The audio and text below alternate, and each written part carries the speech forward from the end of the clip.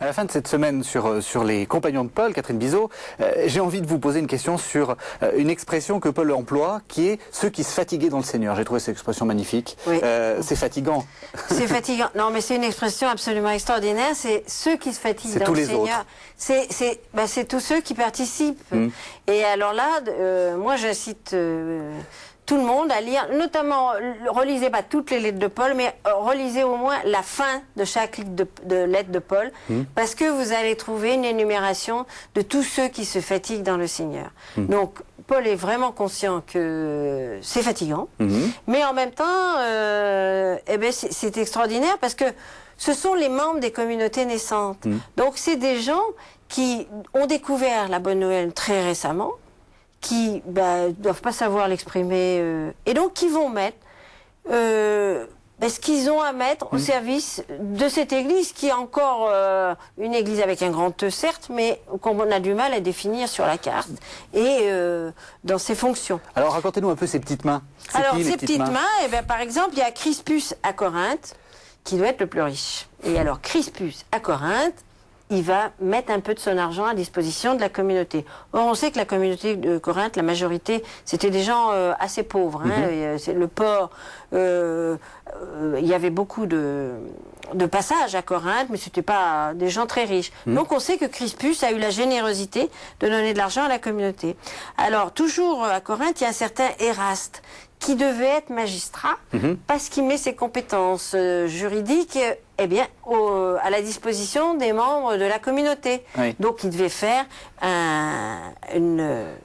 celui qui faisait sauter les PV, par exemple, et conseiller un tel ou un tel par rapport au droit romain à Corinthe.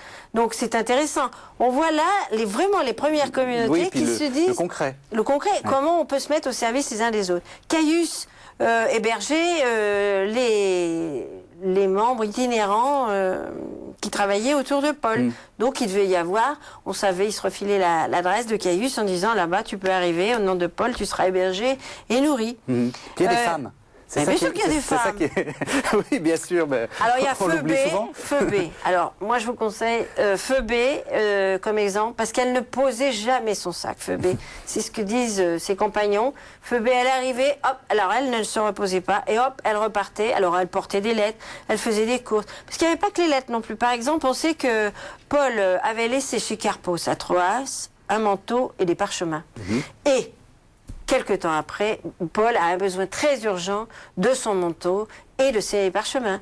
Donc, il y a Phoebé qui se dit, je vais chercher, pour Paul, je vais vite chercher le manteau et les parchemins. Et hop, elle est repartie.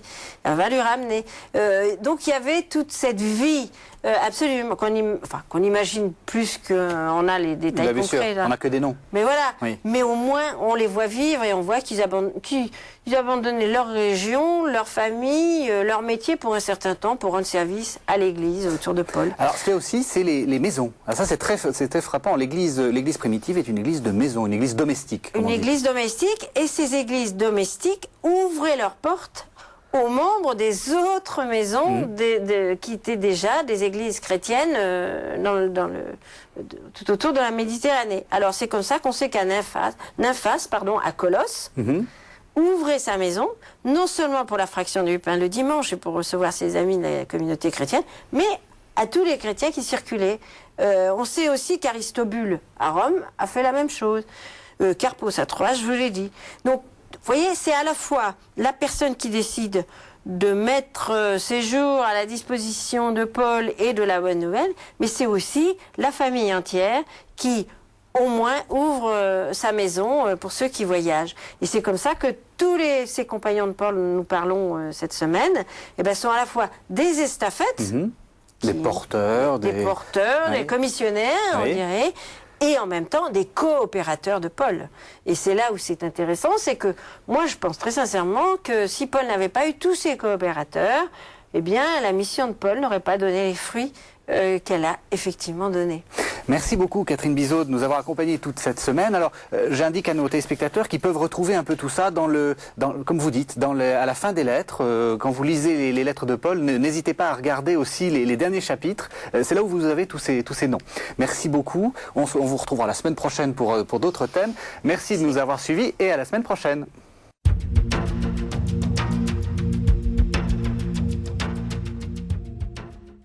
Tout